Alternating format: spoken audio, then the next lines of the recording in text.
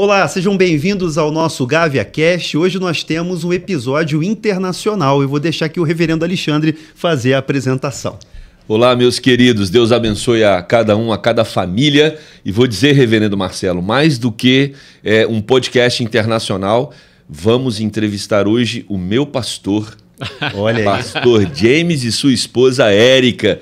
No período que eu estive lá no Porto, no intercâmbio, foi a igreja que eu participei, Igreja Presbiteriana Pedras Vivas. Na verdade, o nome era Comunidade Pedras Vivas. E hoje nós vamos falar com esse casal querido que está vindo direto da Irlanda para conversar com a gente sobre podcast. James, tudo bem? Tudo bem, muito obrigado pelo convite. Muito bom estar aqui no Rio, de novo, depois de muitos anos fora do Brasil. E como o pastor falou, eu era o pastor do pastor no Porto, mas olha, vocês podem perceber que foi um trabalho meio difícil. mas realmente a nossa amizade tem sido muito preciosa para nós. É um grande prazer estar aqui hoje. Que maravilha. Ele gosta tanto de mim que ele aprendeu a falar português só pra gente conversar. Né? E a Érica, querida Érica, tudo bem? Tudo bem, muito obrigada pelo convite. É muito bom estar aqui com vocês e aqui nestes dias no Rio. É ótimo, muito obrigada. Que maravilha. Sejam muito bem-vindos e nós vamos conversar com eles porque eles são missionários, né? E já trabalharam no Brasil, trabalharam em Portugal, trabalharam na Irlanda e voltaram para a Irlanda. E a gente vai falar um pouquinho sobre essa trajetória, reverendo Marcelo. Isso. Então vamos começar do começo, né? Os princípios, as origens. Eu queria que vocês contassem para a gente primeiro sobre a história de conversão, como é que foi, né? Como é que vocês começaram, né? A vida cristã, a caminhada cristã e depois o chamado, né? O chamado ministerial, missionário, tá bom? Tá bem. Eu fui criado numa igreja presbiteriana no norte da Irlanda do Norte. Eu fui todos os domingos com meus pais, que eram fiéis à igreja, mas não eram cristãos naquela altura, naquele momento. Então eu passei toda a minha vida na igreja, cresci na escola dominical, participei na reunião dos jovens, mas eu fui para a faculdade com 18 anos e encontrei um cristão verdadeiro pela primeira vez. Uhum. Ou seja, eu fui lá estudar e ao final de semana eu voltei para casa, participei na igreja como normal, mas realmente eu estava a viver uma vida dupla. Segunda, sexta-feira, uma vida de um estilo diferente na faculdade. Ao final da semana, um estilo de vida mais crente, vamos dizer, na igreja. Mas eu voltei para Belfast um dia, no domingo à noite, e um dos meus amigos da escola me chamou e disse, olha, James, eu preciso falar contigo. Eu disse, então, o que é? Eu me converti durante o final de semana. Eu fiquei sem palavras, porque este homem nunca pisou numa igreja na vida dele. Uhum. Nunca, nunca, nunca. Então eu fiquei, ok, então vamos ver. Eu vou observar este amigo meu para ver se realmente tem uma transformação verdadeira. E realmente ele foi um homem transformado. Através do testemunho deste homem, Deus começou a chamar uma convicção de tudo que eu aprendi na igreja na infância e colocou na minha mente um texto bem forte, Romanos 7, onde Paulo fala, aquele bom que eu quero fazer, eu não faço. Aquele mal que eu não quero fazer, isso que eu faço. Uhum. Então isso foi de Deus uma descrição da minha vida dupla. Uhum. E naquele momento eu entreguei a minha vida para Jesus e me converti com uns 19, 20 anos por aí. Uhum. E você, Érica, como foi sua história de fé? Então, a minha história é um pouquinho diferente.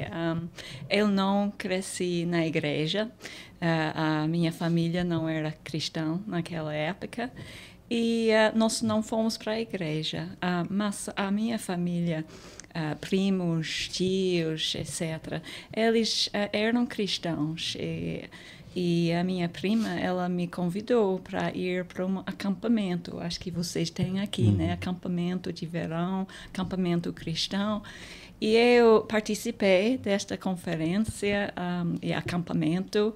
E pela primeira vez eu ouvi de Jesus. Jesus, como ele veio aqui ao mundo, eu ouvi pela primeira vez sobre a morte de Jesus, a ressurreição de Jesus. E realmente, durante aquela semana, Deus tocou no meu coração e eu entreguei a minha vida a Jesus. Eu voltei para casa, eu disse para minha mãe.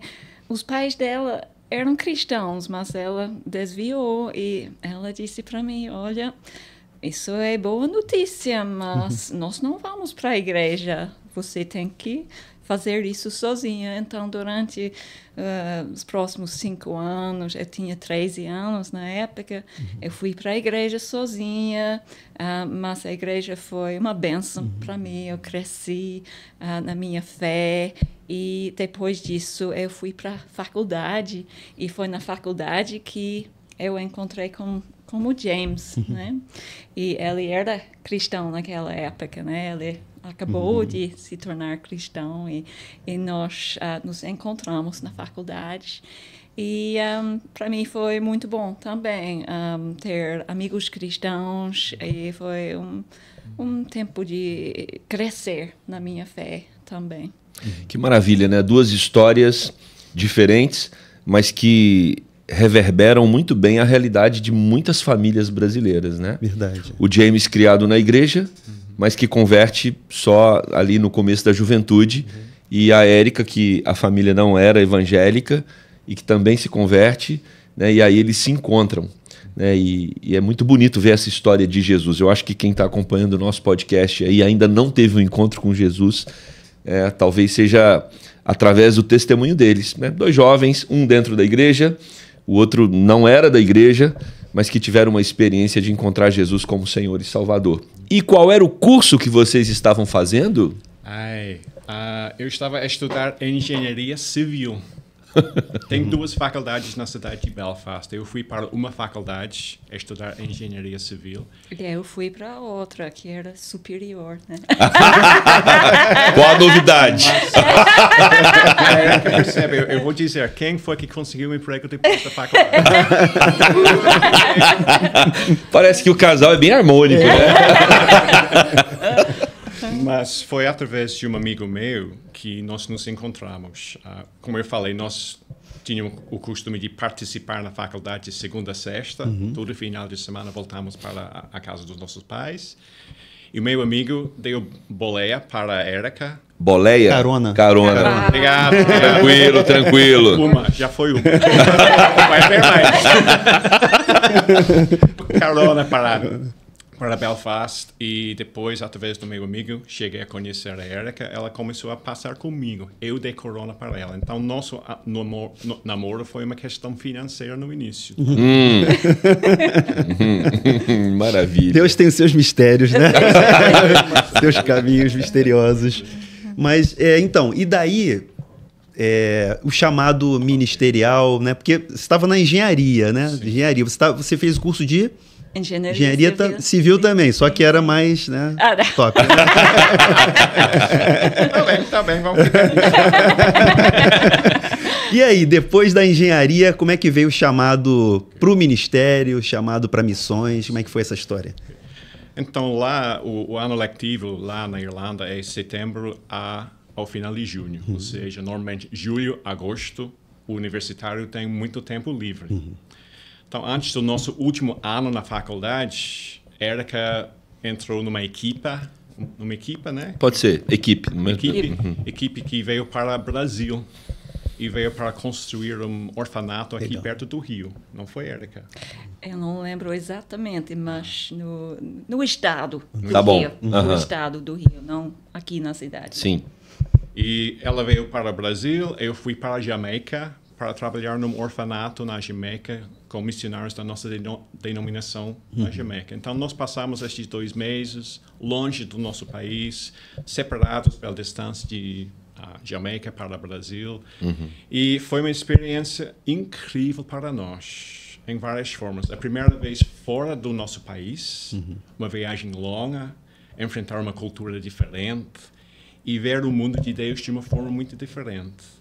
E observar o trabalho dos missionários a dedicar as suas vidas na missão de Deus em Jamaica e aqui no Brasil. E olhando para trás, isso foi um momento muito que marcou muito a nossa vida, vamos dizer assim.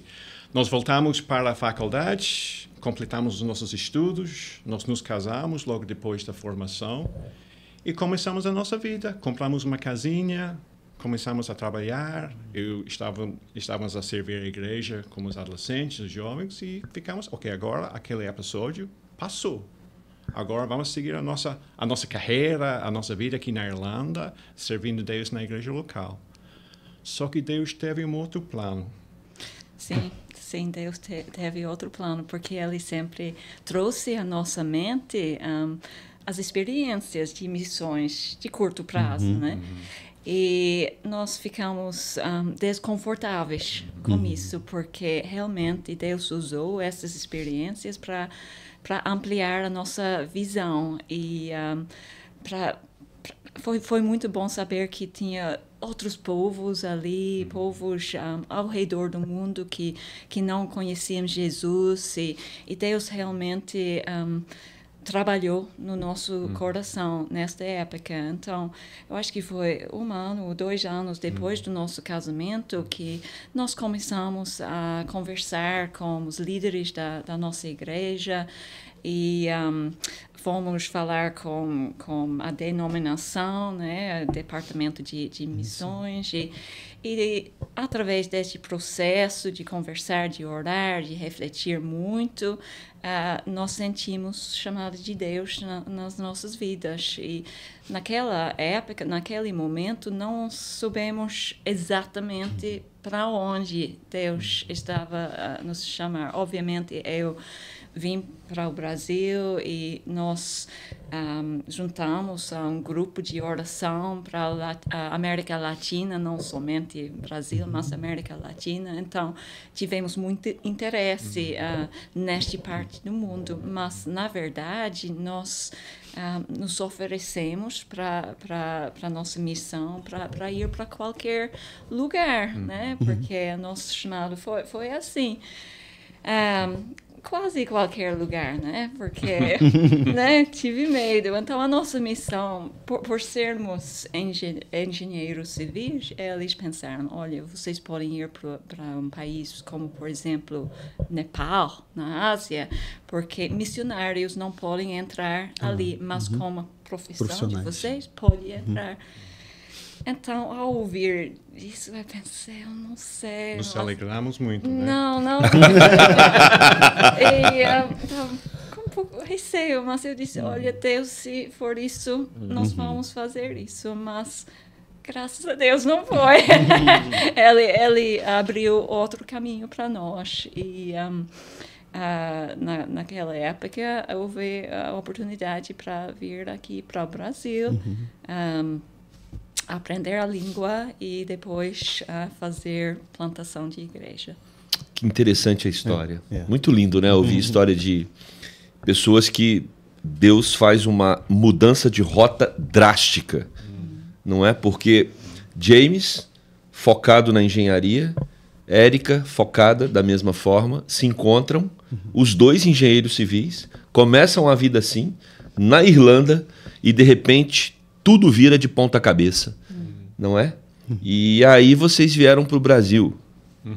E como é que foi esse processo todo? Assim, não é Nepal, é o Brasil. Foi um desafio. Tem sido muito interessante. Como eu falei, nós estamos no Brasil primeira vez depois de 21 anos. Faz tempo que nós estivemos cá. E na chegada para Rio, na quarta-feira, estava a refletir sobre isso. Acho que quando nós viemos pela primeira vez, em 96, sendo mais jovens, se calhar nós tínhamos mais coragem ou menos sabedoria. Mas não acho que naquele momento não compreendemos o desafio que era. Mas também a nossa confiança era totalmente em Deus. E Deus foi à nossa frente preparando tudo. Mas eu lembro em algumas coisas pequenas, mas uma coisa que marcou, que ficou na minha mente, nós fomos recebidos por um pastor no aeroporto de Guarulhos. Nós ficamos uma noite com aquele pastor, ele nos levou para Campinas, São Paulo, onde nós iríamos estudar língua portuguesa. E nos deixou num apartamento, com as chaves do apartamento, e disse tchau. E agora? Agora a aula começa amanhã, em tal lugar, vocês estão aqui, até já. Ele foi-se embora. Não, mas o brasileiro é receptivo. Caloroso, né? Caloroso. Não, mas não posso comentar. Você é herdeiro. Quer dizer que um europeu achou o tratamento brasileiro frio. Eu achei estranho. Eu olhando para trás, eu fiquei a pensar. Nós estamos aqui, não falamos português ainda, não falamos loucura. nada. Mas eu lembro, nós fomos saindo para procurar alguma coisa para comer. Ele não deixou nada na geladeira, não? Não tinha nada. Não tinha nada. Nem geladeira. Nada. E nós fomos descendo a rua e encontramos um fast food, que agora eu sei que era Habib's. Habib's. E nós entramos e fomos dois, como gestos para ter alguma coisa. Não acredito. Me dá o nome desse pastor.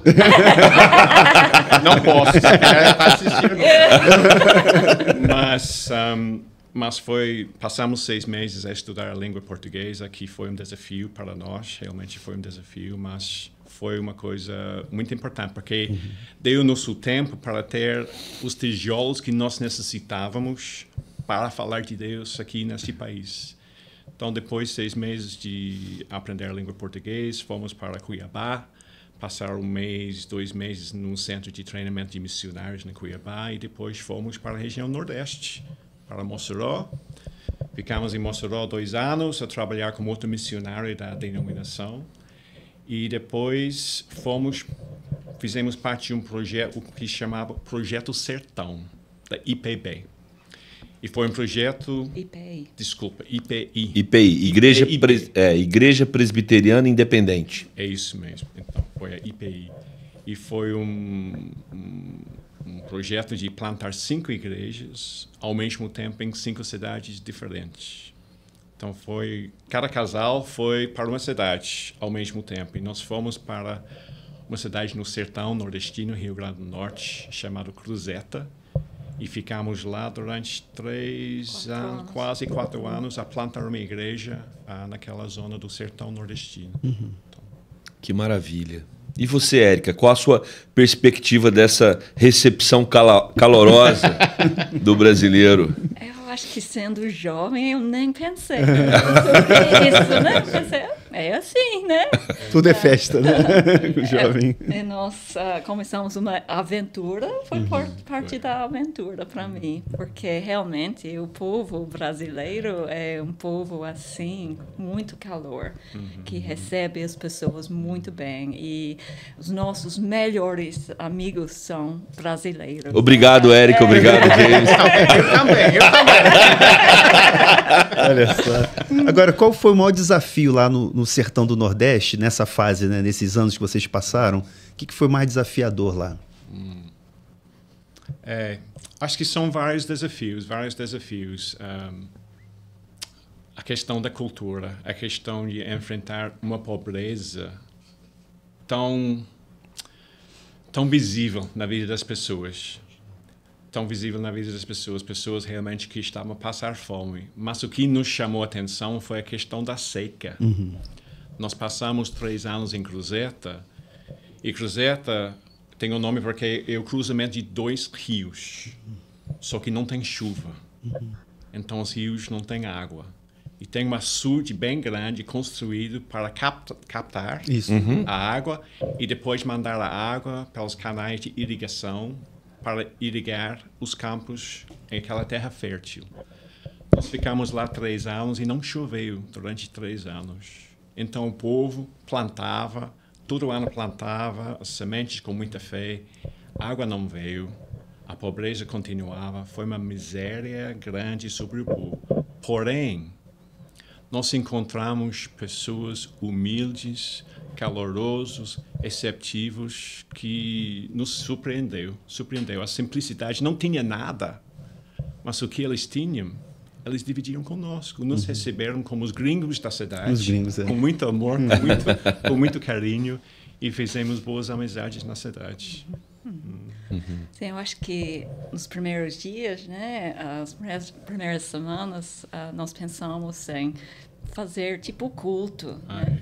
E nós saímos nas ruas e todo mundo sabia quem nós éramos, né? Porque gringos naquela cidade não houve muitos, né? E, então todos nos conheciam e nós passamos porta em porta falando com as pessoas. Olha, hoje à noite nós vamos ter culto. eu vou. Eu vou. Eu disse para James, olha, não vamos ter espaço para este povo, porque todos vêm. Só que quando chegou a noite, uma pessoa, duas pessoas, eu pensei, mas por que eles disseram, eu vou, e não chegou? Mas isso foi, eu acho que parte da cultura, né? O povo queria... não queria dizer não para ofender. Sim, não queria ofender. Mas depois de algum tempo, a igreja começou a crescer e Deus abençoou aquele trabalho e pessoas vieram a conhecer Jesus pela primeira vez. Mas enfrentar uma nova cultura é muito interessante, muito interessante. Eu gostei muito e nós aprendemos muito sobre cultura e língua. Porque para mim, olhando para trás, nós vemos de uma forma de celebrar a Deus na cultura irlandesa. E tem as suas tradições, tem os seus gostos, a sua forma de ser cristão. E vemos para o Brasil, para uma outra língua, uma outra cultura. E Deus foi, através deste processo, mostrando para nós o que era o essencial da fé. Porque algumas coisas da Irlanda acontecem na Irlanda. As coisas no Brasil acontecem de uma forma diferente, apropriada para o Brasil.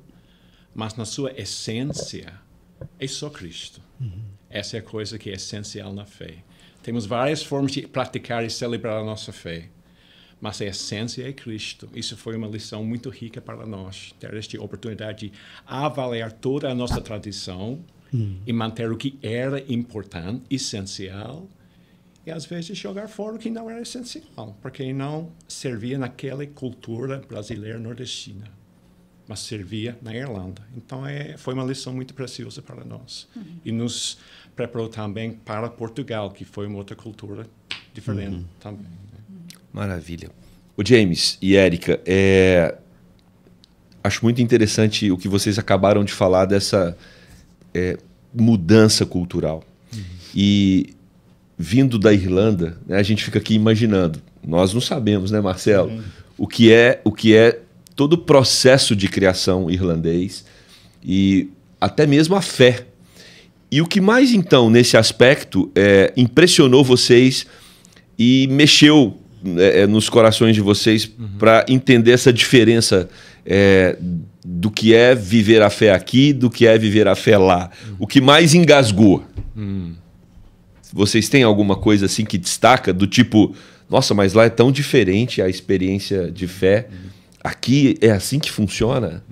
Acho que alguma coisa que me impressionou muito aqui sobre o povo brasileiro foi que alguém que é cristão fala sobre a sua fé com todo mundo, né?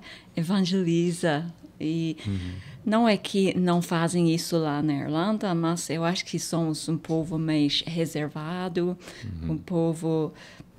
Não é que a nossa fé é só para nós, mas a forma de evangelizar, a forma de falar é um pouco mais reservado. Mas aqui eu vi pessoas se tornando cristãos e falando isso com a família, com os amigos, sem qualquer receio, sem qualquer medo. E isso me impressionou muito, né? Porque na Europa, às vezes, a nossa fé pode ficar um pouco individualista, né?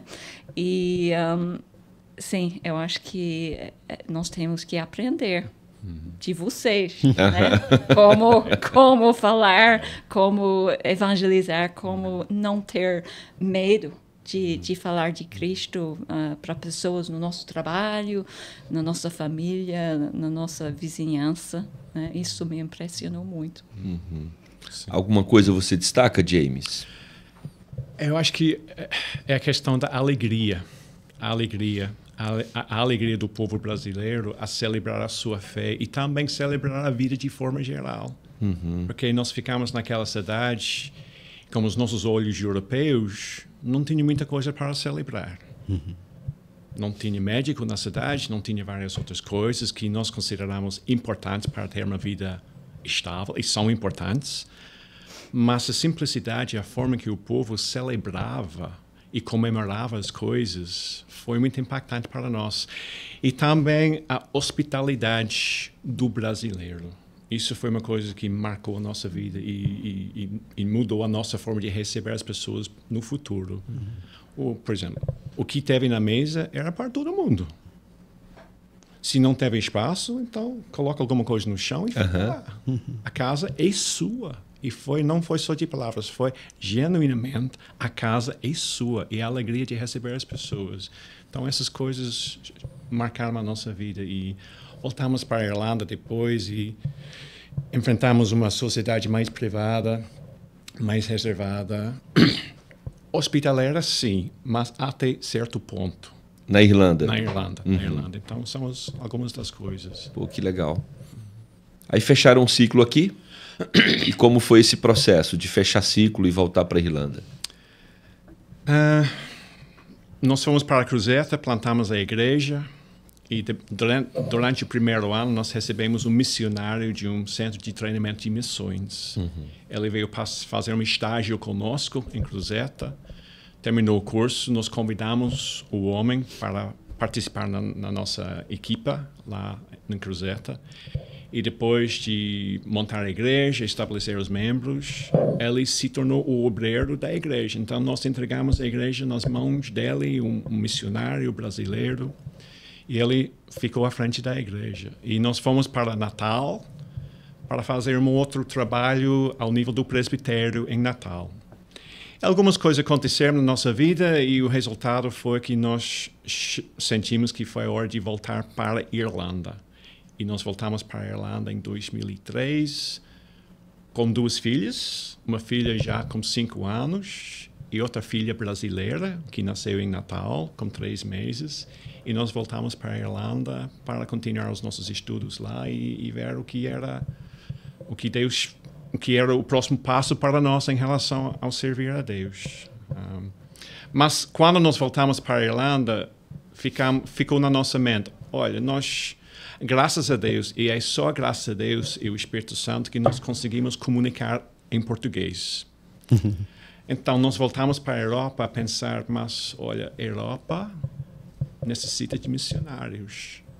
E Portugal é um país carente na Europa em relação ao Evangelho. Será que Deus pode, de qualquer forma, abrir uma porta para nós, no futuro, trabalhar em Portugal? Ficou na nossa mente, neste momento.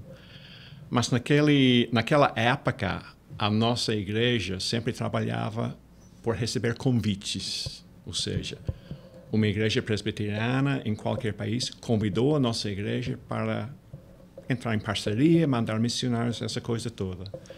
Só que Portugal não teve ligação com a nossa igreja naquele momento. Então voltamos para Belfast, começamos a estudar um pouco mais, eu entrei no seminário, completei a formação para ser pastor ordenado e agora estou resumindo os 5 anos da nossa vida em algumas palavras. Então, mais uma vez, nós ficamos, ok, é para ficar aqui, desta vez. Só que, de novo, Deus teve outra ideia, não é, Eric? A possibilidade de ir para Portugal, porque durante esses 5 anos a nossa igreja começou a pensar muito sobre a Europa, porque a Europa realmente precisa de Cristo, né? E a igreja começou a orar e surgiu essa oportunidade para ir para Portugal. Então, entramos nesse processo de novo, né? De muita oração, muita conversação com a nossa missão, com os líderes da nossa igreja e abriu esta oportunidade. E nós 4, né? A família de 4, nós fomos para Portugal para ajudar a obra missionária ali. Isso já foi que ano? Foi 2008. 2008. 2008. Então, estou a falar agora, uns 12 anos depois de vir para o Brasil. Era mais ou menos assim. Em 2008, nós fomos para Portugal e ficamos na zona sul de Portugal, como eles chamam, o Algarve, um sítio bem famoso, bem turístico. E foi meio difícil. Com muitos ingleses, não é? Muitos britânicos. Os britânicos gostam daquela região. Exatamente. E por causa disso foi meio difícil, como posso dizer, como eles dizem em Portugal, vender a sua peixe. Foi muito difícil vender, divulgar para as igrejas que nós íamos ser missionários no Algarve. Porque quem vai para o Algarve vem para fazer festa, Turismo, fazer praia, passear. Passear. Mas fomos lá e fui convidado para montar uma escola móvel do Instituto Bíblico Português, que tem sede em Lisboa. Mas eles tinham uma visão para alcançar membros de igrejas locais para uma formação teológica. E a ideia era eles, durante 4 anos, eles iam completar o primeiro ano da licenciatura de teologia, orando para que Deus pudesse convocar estas pessoas a assumir a função de ministério tempo integral e depois deslocar-se para Lisboa e completar o curso. Então, durante 4 anos, nós montamos várias aulas sobre a igreja, sobre missões, sobre formação. E foi um tempo muito precioso para nós, em termos de conhecer a cultura portuguesa e perceber o mundo evangélico e o desafio do campo missionário em Portugal. Ou seja, durante 4 anos, eu não era pastor de uma igreja. Nós frequentamos uma igreja local, tivemos contato com vários membros das igrejas, a compreender, a perceber os desafios de missões em Portugal. E foi através deste processo que Deus foi preparando o nosso coração para uma visão de plantação de igrejas no Porto. Então foi um tempo muito importante, olhando para trás. Maravilha. E aí vocês vão para Portugal depois do período da Irlanda e o Portugal que nos descobriu, né, reverendo Marcelo? Verdade. E qual assim, é uma viagem, né? Viagem. Nós estamos aqui surfando nesse chamado missionário. Fazendo um parêntese aqui, é uma versatilidade. Pronto, assim, essa é a palavra. Uma versatilidade. Porque você é irlandês, né? Vocês são irlandeses. Aí vocês Querendo ser engenheiro. Querendo ser engenheiro. Aí vocês vão para o sertão do Nordeste. Plantar igreja no semiárido, né? Situação... abrindo parênteses do parênteses, né? A gente vê como é que não mudou nada. A gente tem o trabalho do sertão agora. A nossa igreja tem parceria com um trabalho de plantação de igreja no sertão da Bahia. E é a mesma realidade de privação, de dificuldade, de miséria, e o povo receptivo da palavra. Então, assim, como é o campo fértil, né? Mas, assim, a versatilidade que eu digo é essa adaptação de você voltar, aí você tem um tempo de preparação né, na Irlanda, e vai para Portugal, é uma outra realidade, mas a gente pensa que as coisas são assim num clique também, né? Você resumiu 5 anos em alguns minutos. mas é um processo. Né? Então, assim, é um processo. Acho que essa fala, né? Mostrando essa realidade, porque a gente tende a romantizar muito a vida missionária. O ministério, né? E a vida missionária principalmente. Aqui no Brasil... e a gente, Rev, eu posso dizer que a gente, né, Rev? Pode ser? A gente é da mesma geração, eu sou um pouco mais velho. Claro não. Ele perguntou primeiro para depois... pegadinha. Claro. Eu sou um pouco mais velho, mas a gente vem de uma geração da questão do chamado missionário. Uma cultura cristã aqui no Brasil que romantizava muito a questão do chamado missionário. Então, algumas igrejas tinham muita dificuldade com os missionários, de não entender, né, o que é a missão, e outros uma visão muito romântica, de vou sair daqui, eu vou para... assim, mas a gente, aí na experiência de vocês, a gente vê a realidade do que é a adaptação, as dificuldades, né, e o processo que Deus faz também. Então, mas essa parênteses que eu vou fechar agora. Então, fantástico, fantástico perceber a mão de Deus, né? Isso. Sem qualquer compromisso com a lógica. Sim. Eu acho que também, quando o Marcelo falou sobre a vocação missionária, as pessoas têm essa ideia de repente, Deus vai falar de uma forma clara e direta tudo o que vai acontecer. Isso. Como se fosse mandar um e-mail, uma carta para nós. Vocês vão para o Brasil em tal dia, vai ser assim. Não foi a nossa experiência. Eu acho que não é a experiência de muita gente também. Olhando para trás, uma ilustração, eu vou tentar explicar em português, mas... me perdoe se não consigo, mas alguém disse certa vez, para seguir a chamada de Deus, você tem que imaginar que você está num barco. Um barco só pode conduzir quando está fora do porto. Ou seja, você tem que começar, você tem que ir. E você ir na fé que Deus vai direcionando a sua vida. Não pode esperar no porto até o percurso estar definido. Você tem que ir. E foi isso, olhando para trás, que Deus fez conosco. Nos incomodou no coração. Vocês estão aqui na Irlanda, mas eu acho que tem alguma coisa para vocês. Ok, então vamos, primeiro passo. Aos passos, Deus foi confirmando. E olhando para trás, o tempo que nos passou aqui no Brasil, na Irlanda, em Portugal, foi um privilégio. Foi um privilégio. Nós chegamos aqui no Rio de Janeiro na quarta-feira à noite. Entramos na igreja da Gávea com pessoas que não conhecemos e começamos a cantar.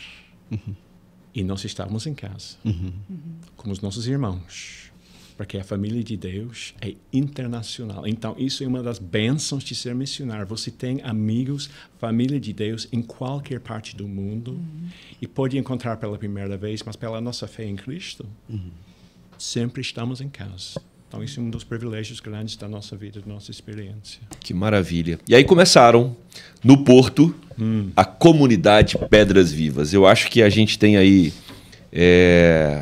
uma belíssima história, né, de todo esse processo de plantação de igrejas e de chamado missionário para vocês, porque não é fácil plantar uma igreja na Europa. O português ele é muito apegado à tradição católica. Vocês saem de um contexto de tradição protestante, Sim. Né, a cultura da Irlanda. Vocês vão para Portugal e agora entram nesta realidade. Conta para a gente como foi esse processo. Então foi muito difícil, né? Quando o pastor Alexandre estava lá, você viu uma igreja assim grande, né? Para Portugal, grande, mas começou muito devagar. E muitas vezes nós pensamos, olha Deus, vamos conseguir plantar uma igreja aqui, porque realmente foi uma coisa muito difícil. E isso nos surpreendeu muito quando pisamos em Portugal, né? Porque aqui no Brasil deu para plantar uma igreja dentro de 4, 5 anos, no sertão, que é um lugar difícil também. E na Irlanda há uma cultura evangélica, mas quando pisamos em Portugal, como o pastor disse, olha, foi muito difícil. E nos primeiros anos, olha, tivemos cultos com uma pessoa, 2 pessoas, e foi um desafio enorme para nós. E então não foi aquela vida missionária romântica, né? Porque muitas vezes eu pensei, puxa, não vamos conseguir, né? Será que vamos conseguir? Nós começamos o projeto lá no Porto com uma família da Austrália também, e estar em equipe ajudou muito, né? Porque todos nós com a mesma visão, e isso ajudou bastante. Mas essa família voltou para a Austrália poucos anos depois de chegarmos no Porto. E foi um momento difícil, porque foi um momento para nós pensar, será que devemos continuar com este projeto, só nós dois, sem essa família conosco? Mas Deus confirmou, olha, tem que ficar aqui, eu tenho minhas pessoas aqui, eu tenho povo aqui. E realmente os primeiros anos foram difíceis, mas depois disso Deus começou a trabalhar nas vidas das pessoas e houve muita mudança. Mas uma coisa que foi fundamental em todo este processo foi a questão de oração. Nós somos de uma denominação razoavelmente grande na Irlanda e tem muito interesse em missões. Eles querem apoiar missões de várias formas. Só que a tradição, o conhecimento da igreja era, vamos mandar equipes para fazer missões ao curto prazo, vamos construir uma coisa na África, vamos fazer uma obra com as nossas mãos. E nós dizemos, olha, não é assim no Porto, não é preciso fazer esse tipo de coisa em Porto, mas vamos fazer o seguinte, vocês vão montar uma equipa de 4 ou 5 pessoas, vem passar um final de semana conosco, come, see, pray. Vem ver e ore.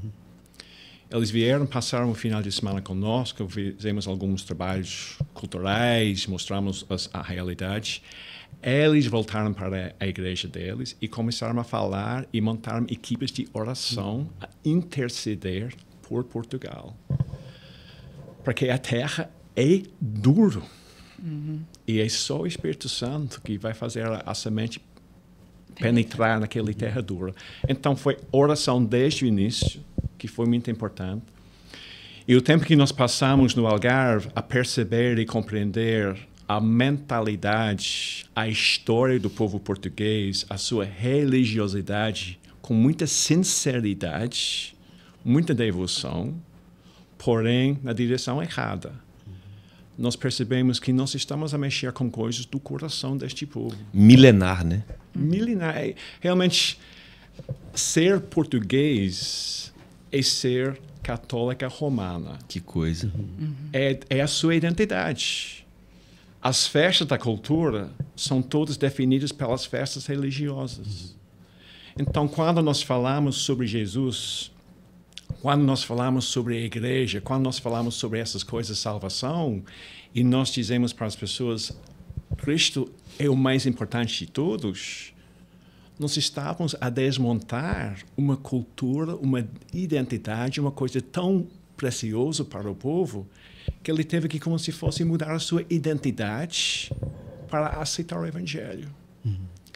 Então, tivemos que aprender a respeitar a sinceridade da fé. Nunca falamos mal da Igreja Católica, nunca pregamos contra a Igreja Católica, sempre voltamos para Cristo. E o próprio Paulo disse em 1 Coríntios 1:18, resumindo a sua carreira como missionário, ele fala que ele teve 2 reações ao Evangelho. Ele diz que para os judeus, o Evangelho é pedra de tropeço. Eu acho que é essa a frase. E para os gentios, é loucura. Mas quem são os judeus? São pessoas que têm uma herança e tradição de religiosidade e não têm espaço para Cristo. E o povo português tem uma herança bem forte do cristianismo de uma forma católica, mas não tem espaço para Cristo. Então, Cristo é pedra de tropeço para elas. E os gregos são aquelas pessoas da cultura secular da Europa que estão a procurar qualquer novidade, qualquer espiritualidade, mas a forma que ela está apresentada é a coisa mais importante. Então, quando nós falamos sobre um homem que nasceu há 2000 anos, que era um pescador e deu a sua vida para resgatar o mundo, para eles é loucura, não faz sentido. Mas nós focamos em Cristo, nós pregamos Cristo, nós oramos para que Deus pudesse usar o nosso testemunho para convencer as pessoas sobre Cristo. E nós percebemos durante aquele tempo em Portugal de que o que o povo português, eu vou ampliar, o povo europeu precisa ver é cristãos em carne e osso. Que eles não têm contato com um cristão verdadeiro. Eles não sabem o que é ser um marido fiel à sua esposa. Eles não sabem o que é ser um pai que cuida dos seus filhos. São estes exemplos do cristianismo em ação, em carne e osso, que vão quebrar os preconceitos contra a igreja evangélica e abre espaço para falar de Cristo. Então, foi uma viagem... James e Érica, quem foi o primeiro português que confessou Jesus como Senhor e Salvador? Vocês se lembram dele, não? Ou a primeira família que rompeu com toda essa tradição? Ou algum que vocês destacam? Eu acho que é a Joana. Opa. Sim. Não é. Se calhar eu sei. Olá, Joana, tudo bem? Então, sim, eu quero contar a história dessa mulher, que não era a primeira, né? Mas antes da nossa saída... muito bem os desafios. Sim, antes da nossa saída de Portugal, ela aceitou Jesus. Mas ela não tinha... Ela cresceu E foi para a igreja quando era muito jovem. E na escola houve momentos, né, de falar sobre religião, essa coisa toda, mas ela não tinha muito interesse, nada. E quando saiu da escola, né, não tinha nada a ver com a igreja católica. Acho que é agnóstica ela, Sim. né? E ela não queria nada a ver com a igreja, mas ela namorou com um brasileiro e ele trouxe ela para a comunidade de Pedras Vivas e ela chegou naquele primeiro dia, no domingo, antes do culto, e o povo da igreja estava lá na porta, né, a receber as pessoas, e ela entrou e ela disse: eu não quero estar aqui. Ele que me trouxe aqui. Realmente não quer nada a ver com a igreja. Mas ela entrou, sentou e tudo bem. Eu pensei, ela nunca vai voltar. Não, porque ela realmente não gostou. E próxima semana ela voltou. E ela voltou durante o mês. E pensei, puxa, Deus está a trabalhar na vida dela. E durante o sermão, ela sempre estava a olhar para o namorado, fazer assim para ele e fazer assim gestos. E pensei, será o que está acontecendo aqui? E nós começamos a conhecer o casal e passar um tempo com eles. E ela disse, na hora da pregação, você não vai acreditar, Érica, mas James falou alguma coisa e foi como se fosse ele que estivesse na minha casa durante a semana, porque o que ele falou aconteceu na minha vida.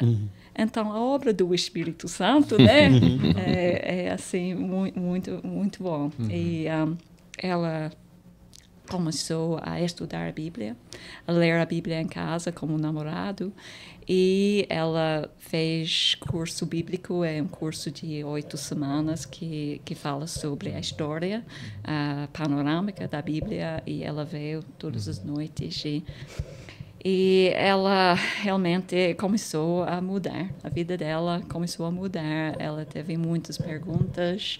Ela falou conosco. Nós tivemos discipulado em casa com ela. Foi uma oportunidade para ela fazer perguntas. E realmente, depois de algum tempo, ela disse: olha, eu nunca conheci este Jesus que vocês estão a partilhar comigo. E, obviamente, o namorado também falou de Jesus para ela, mas este Jesus que vocês estão a partilhar comigo, eu nunca conheci.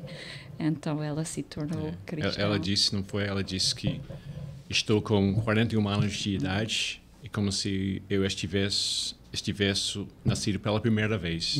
Porque é que eu nunca ouvi falar deste Jesus. Mas estava lá na Bíblia, só que a cultura não facilitava o estudo bíblico, a cultura não falou muito sobre Jesus, então era como uma boa notícia, uma coisa nova para ela. E foi muito gratificante ver ela crescer na fé e continuar a ser discípulos de Cristo até agora. Tá bem, Joana? Tá. Não, e que maravilha. E acho que um exemplo, convide seus amigos para ir à igreja. Às vezes a gente não sabe como falar numa conversa, não sabe abordar, mas amigos que você até vê que são hostis ao evangelho. Quem vai fazer a obra, e vocês deixaram isso muito claro, é o Espírito Santo. As pessoas só têm que ouvir. Mas uma outra coisa que ela falou depois, naquele primeiro domingo, foi a forma que a igreja recebeu ela. Foi a forma em que a igreja estava a celebrar o evangelho. Ela sentiu uma paz, um calor. Posso dizer isso? Um calor. Pode. Um calor dentro da amizade da igreja que todos os preconceitos foram quebrados através da recepção da igreja em relação àquela menina que chegou à porta. Então é muito importante de receber. Essa recepção eu tive o privilégio de ver. E ela não começou lá, ela começou aqui. Quando avisamos a igreja da Gávea que eu ia para o intercâmbio, a Marcela estava aqui. Ah, ok. E nós temos o trabalho de pegar ali os dados de quem visitou, e a Marcela deixou um recado, né, através do Bianchi, diácono. Pastor Alexandre, você está indo para o Porto, qualquer coisa que você precisar, meu número é esse. Deixou o telefone. Diferente da recepção que vocês tiveram em Campinas. Foi no século passado. Muito boa coisa. Eu percebi esse calor de Pedras Vivas aqui. E quando eu cheguei lá, eu pude testificar o que Joana relatou. Né? A igreja é muito calorosa, a recepção, o cuidado, né? Que não é típico do país, né? Que não é típico da cultura europeia. Então você já tem ali todo esse cuidado. Eu tenho uma outra pergunta, Rev, que ela está aqui. É uma pergunta que vale $1 milhão de dólares. Essa pergunta eu queria que a gente ouvisse deles. Nós sabemos que, historicamente hoje, muitos brasileiros estão indo para Portugal. E dentre esses brasileiros, muitos evangélicos. E é interessante porque o missionário, quando ele vai focado no povo do país. E esse tempo que eu tive lá, eu pude perceber várias visões, conversando com outros pastores, sobre essa chegada do brasileiro. Porque acaba que esses brasileiros evangélicos vão para as igrejas que já estão lá. E eu queria ouvir de vocês, que estiveram quantos anos agora que vocês ficaram lá? 15 anos. Então vocês viram esse processo acontecer, né? Acho que nesses 15 anos é que esse número aumentou tanto, né? Conta pra gente assim, como que foi esse processo, né, dessa ida de tantos brasileiros que acabaram entrando nas igrejas que já tinham começado o trabalho. E como vocês veem isso, né? Se é algo positivo ou não, ou tem aspectos positivos e não. Eu queria ouvir esse detalhe histórico, né, que a gente tem vivido e experimentado ali naquele país. Certo. Eu vou começar. Tá né? bem. Então, eu disse que o trabalho foi um desafio. No começo, foi muito difícil e nos primeiros anos ficamos muito sozinhos. Algumas pessoas vieram, sim, alguns portugueses. Nós tivemos contato com muitas pessoas fora da igreja, né? Porque relacionamento é muito importante em Portugal. Mas o culto em si foi difícil nos primeiros anos. Mas eu acho que foi 2016 começou essa imigração de brasileiros para Portugal. E vieram alguns casais, né? Nem muitos, mas isso nos ajudou bastante, porque essas pessoas chegaram com fé, com uma visão, como eu disse antes, o brasileiro quer falar de Cristo, e deu para nós uma dinâmica no culto, né, com mais pessoas, e isso realmente abençoou a igreja. E de forma geral, eu acho que quando os brasileiros chegam em Portugal, é uma bênção para as igrejas, porque a igreja cresce, né, para a sociedade, a visibilidade, mais visibilidade para a igreja, né, porque mais pessoas indo para a igreja. Então, de forma muito geral, receber brasileiros nas igrejas lá é muito encorajador. E para nós, realmente, como a chegada dessas pessoas foi uma bênção para nós. Se calhar, só para situar o contexto, nós trabalhávamos como igreja cristã presbiteriana de Portugal. E naquele momento, quando nós fomos para o Porto para plantar a igreja, em 2013, havia 100 membros na denominação em todo Portugal. Então, para a realidade da IPB, é uma coisa quase invisível. Com a chegada dos brasileiros, o número de crentes começou a aumentar muito. Isso foi uma grande bênção, porque, como a Erika falou, nós tivemos uma visibilidade maior na sociedade. Eles vieram com compromisso com a igreja local, eles queriam participar nos cultos, Eles não tinham família em Portugal, então a igreja tornou-se a família dos imigrantes. E aquela sensação de comunidade e identidade em Cristo foi muito, muito marcante e muito importante para eles chegando. Porém, aí veio os desafios. E um dos desafios foi a questão de presumir coisas sobre a cultura portuguesa, porque é a mesma língua. A língua é parecida, vamos dizer. Mesma língua parecida. Ou seja, eles estavam indo para um contexto que não tem base bíblica, em que as pessoas vão ser talvez a única criança na escola que é cristão, que vão ser a única pessoa a trabalhar na empresa que é cristão, ou seja, eles vão para um contexto totalmente diferente ao seu contexto. Eles vão sair de uma igreja de, não sei, 300, 400, até 1.000 membros aqui no Brasil, para uma comunidade de 15, 20 pessoas. Então, é uma realidade, é um choque cultural da igreja bem grande. Mas também eu acho, isso é uma coisa muito pessoal minha, eu acho que por ter a mesma língua, o brasileiro não é obrigado a passar por um processo de contextualização. Porque ele pode chegar lá, pode fazer as mesmas coisas, pode fazer o que é preciso, pode falar português do Brasil, pode passar o tempo como o povo do Brasil e não se mergulhar na cultura portuguesa. Isso é um dos desafios. Mas os brasileiros que vêm para Portugal, e como nós sempre dizemos, ok, agora vocês estão cá, vocês têm que descer do avião. Vocês estão aqui. Façam a sua vida aqui e vocês vão ser uma bênção, porque se calhar vocês não percebem.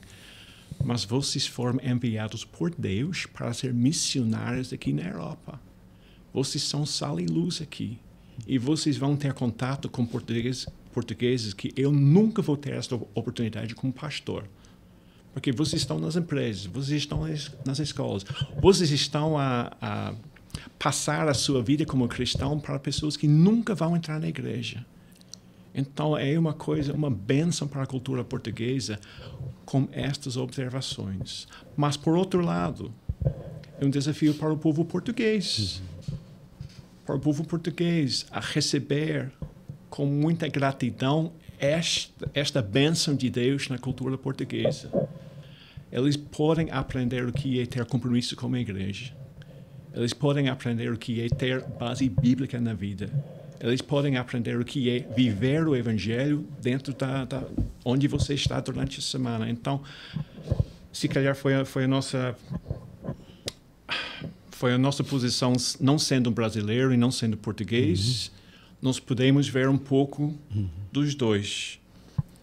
Eu costumava, quando fizemos divulgação na Irlanda, eu costumava dizer assim, o vinagrete é composto por óleo e vinagre. E algumas outras coisas gostosas. Mas para ter a vinagrete, você tem que agitar. Quando você agitar, torna-se uma coisa saudável, saborosa, que traz bênção para a salada. Mas quando deixa algum minuto sozinho, vai se separando.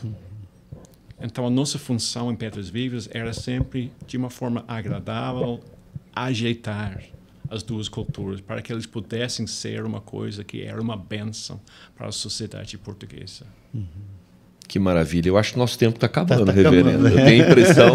Passa rápido. Passou rápido. É muito. E tem muita coisa para a gente, né, que a gente poderia explorar aqui. Mas eu acho que vale a pena registrar que James e Érica fecharam o ministério deles ali em Portugal, organizando a comunidade Pedras Vivas. Com quantos membros?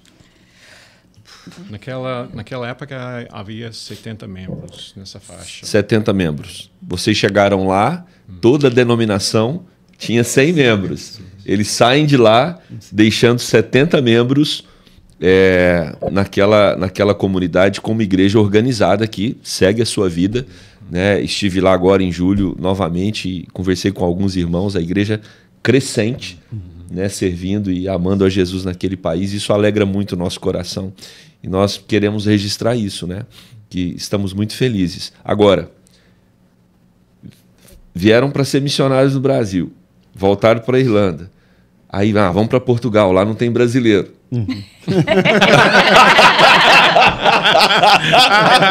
Aí os brasileiros foram, vocês são missionários nossos. Que maravilha. Nunca pensaram que foi Deus que fez esse movimento todo para levar esse tanto de brasileiros para vocês? Que delícia, né? Que bênção. E aí voltaram, só para a gente fechar, estão pastoreando na Irlanda. Né? Temos aí alguns minutinhos só para vocês contar agora como é que está sendo essa experiência. A primeira vez, não é? Sim. Que você pastoreia no seu próprio país. É a primeira vez. Então, no final de junho, eu tomei posse de uma igreja em Belfast. Chama-se Ravenhill Presbyterian Church, Belfast. E uma igreja que tem, acho que tem 120 anos de idade. E, historicamente, era uma igreja forte na Irlanda, mas pela aquela questão da Europa, o declínio de números, o declínio de membros, a secularização. Obrigado. Essa é difícil mesmo. Essa é difícil. Por esta coisa aí, o número de pessoas na igreja baixou. E o pastor anterior fez um trabalho muito abençoado e fez um trabalho de revitalização na igreja. E graças a Deus a igreja agora tem jovens presbíteros e tem muito potencial para a frente.